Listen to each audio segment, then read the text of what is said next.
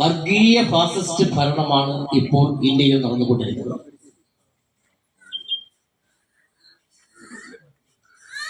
കേന്ദ്ര government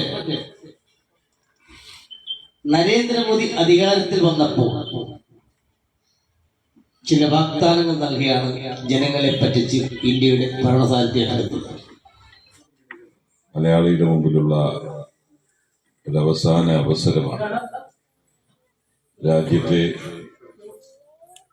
ശിഥിലീകരിക്കുന്ന നിലയിലേക്കുള്ള വെറുപ്പിന്റെ വിദ്വേഷത്തിന് രാഷ്ട്രീയവുമായി BJP മുന്നോട്ട് പോകുമ്പോൾ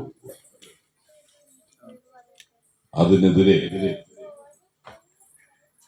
മലയാളി വ്യത്യസ്തമായിട്ടാണ് ചിന്തിക്കുന്നത് എന്ന്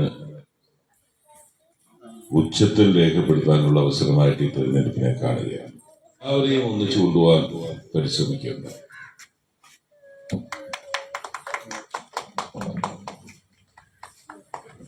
എന്നാൽ കഴിഞ്ഞ 10 വർഷക്കാലമായി രാജ്യം ഭരിക്കുന്ന നരേന്ദ്രമോദിയെ സംബന്ധിച്ചിടത്തോളം ഒന്നല്ല പലതാണ് നമ്മൾ എന്ന് ആവർത്തിച്ച് സ്ഥാപിക്കാൻ ശ്രമിക്കുന്നതാണ് നമ്മൾ കാണുന്നത്.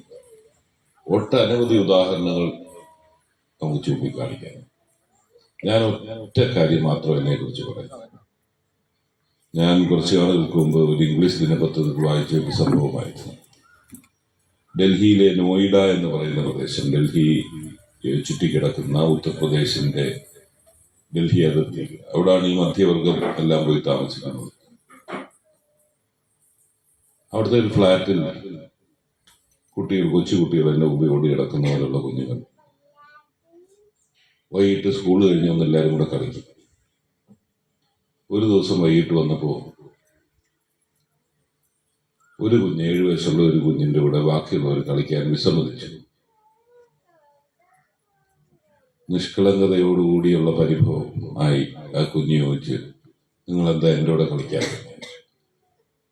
മറ്റു കുഞ്ഞുങ്ങൾ അതേ നിഷ്കളങ്കതയിൽ പറഞ്ഞു, അത് അച്ഛനും അമ്മയും പറഞ്ഞു, നീ മുസ്ലിമാണ്, നിന്റെ കൂടെ കളിക്കില്ല. ഇതിനേക്കാൾ ഭയാനകമായ ഒരു സാഹചര്യം രാജ്യത്തുണ്ടാകാൻ എങ്ങോട്ടേക്കായിരിക്കും നമ്മുടെ രാജ്യം പോകുന്നത്? ഈ നിലയിൽ നമ്മുടെ രാജ്യത്തെ തന്നെ പൗരന്മാരെ രണ്ടാംകിട പൗരന്മാരായി മുദ്രകുത്തി ശത്രുക്കളായി ചിത്രീകരിച്ച് മുന്നോട്ട് പോയാൽ ഈ രാജ്യം പിടിച്ചു നിൽക്കുകയാണ്. ഇന്നല്ലെങ്കിൽ നാളെ അതിന്റെ ഭവിഷ്യത്ത് വന്നേക്കും.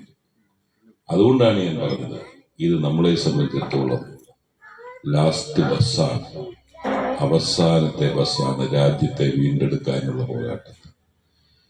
ഗണേശൻ ഡിസംബറില് മന്ത്രിയായപ്പോഴാണ് റിയാസിനൊരു അല്പം ഒരു ഇത് കിട്ടിയത്. റിയാസ് ഇതുപോലെ ആരെയും അധിക്ഷേപിക്കില്ല. ഉദയം ചെയ്ത രക്തനക്ഷത്രം കേരളത്തിലെ അടുത്ത മുഖ്യമന്ത്രിയാണെന്നുള്ള നിലയിലേക്ക് പോകുമ്പോൾ ഞാൻ പലപ്പോഴും ആലോചിച്ചു, ഇന്ത്യൻ ജനാധിപത്യത്തിൽ മന്ത്രിസ്ഥാനം സ്ത്രീധനമായി കിട്ടിയ ഒരാളുണ്ടെങ്കിൽ അത് റിയാസ്. എന്നിട്ട് അയാളാണ് ആക്ഷേപിക്കുന്നത്. വിലയില്ലാത്ത മന്ത്രിമാർ. ഇവിടുന്നുള്ള ഒരു മന്ത്രി ഉണ്ടല്ലോ, അത് ഞാനിപ്പോ പറഞ്ഞു. ആ മന്ത്രിയെ സംബന്ധിച്ചിടത്തോളം അവര് വകുപ്പ് ഏതെന്ന് ചോദിച്ചാൽ ആർക്കും അറിയില്ല.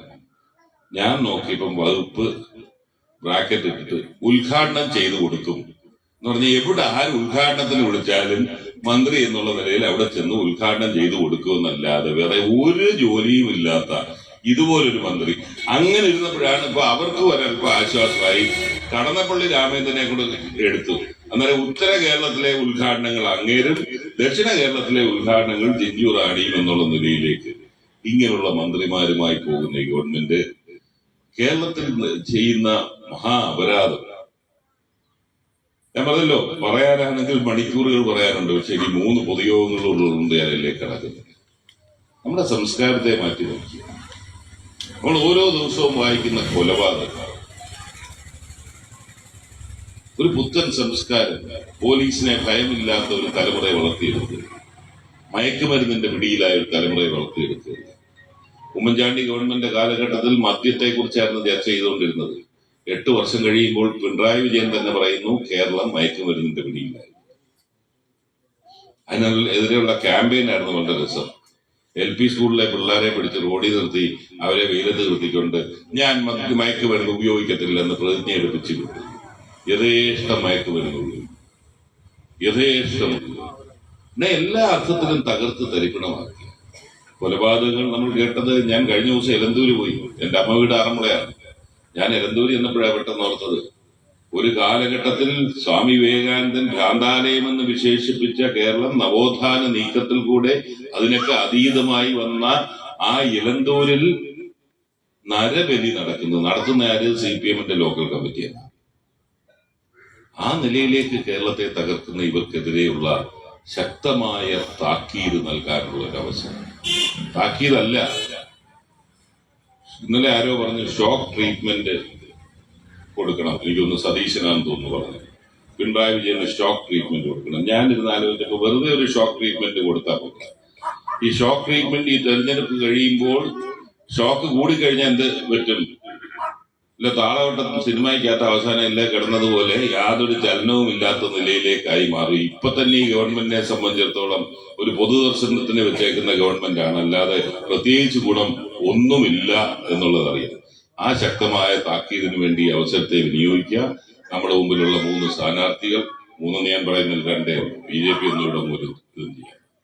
ഇവിടെ നിന്ന് മാത്രമല്ല, ഇവർ ഈ അഡ്ജസ്റ്റ്മെന്റ് ഒക്കെ ചെയ്താൽ തൃശ്ശൂരും തിരുവനന്തപുരം ആണല്ലോ നിങ്ങൾ ജയിപ്പിച്ചു കൊടുക്കാമെന്ന് പറഞ്ഞിരിക്കുന്നത്. പകരം കാസർഗോഡ് ശൈലജ ടീച്ചറിനെ ജയിപ്പിച്ചു കൊടുക്കാമെന്നുള്ളതാണല്ലോ ധാരണ. എന്നാണല്ലോ നമ്മൾ കേൾക്കുന്നത്.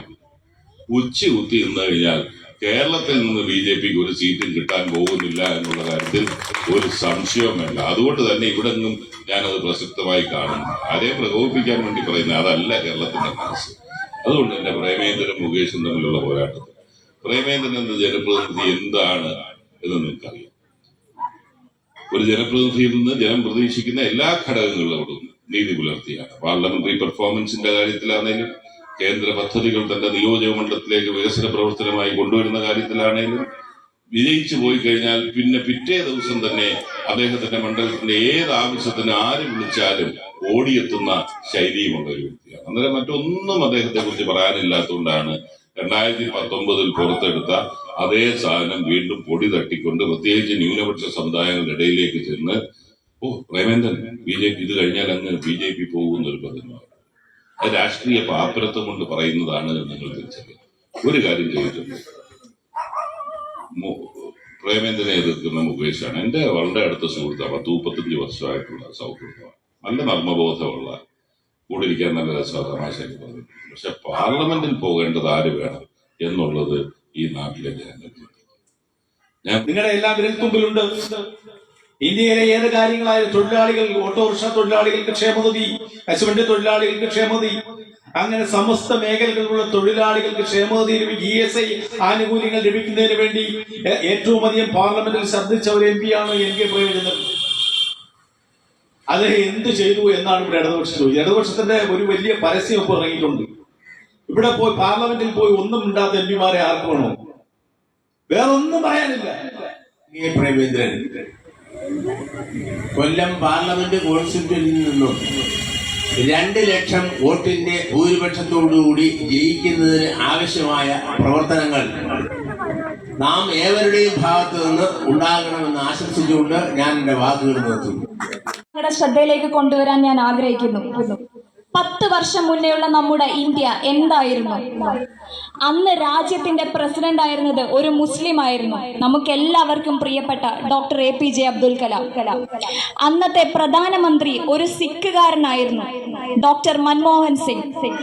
അന്നത്തെ രാജ്യത്തിന്റെ പ്രഥമ പ്രധാനിയായ പാർട്ടിയുടെ ഏറ്റവും ഉന്നതനായ നേതാവ്, അദ്ദേഹം ഒരു റോമൻ കാത്തലിക് ആയിരുന്നു, മറ്റാരുമല്ല സോണിയാഗാന്ധി.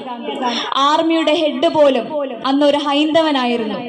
എന്നാൽ 10 വർഷങ്ങൾക്ക് ശേഷമുള്ള ഇന്ത്യ, ഈ ഒറ്റ ചോദ്യത്തിൽ മാത്രം, ഈ ഒറ്റ കാര്യത്തിൽ മാത്രം നിങ്ങൾ ആത്മപരിശോധന നടത്തിയാൽ മതി. 10 വർഷത്തിന് ശേഷമുള്ള ഇന്ത്യയിൽ വേറെ ഏത് ജാതിയോ ഏത് മതമോ എന്തെങ്കിലും പ്രതിനിധീകരിക്കുന്നുണ്ടോ? അവിടെ ജാതിയും മതവും 10 വർഷത്തിന് മുന്നേ നമ്മൾ ശ്രദ്ധിച്ചിട്ടില്ല.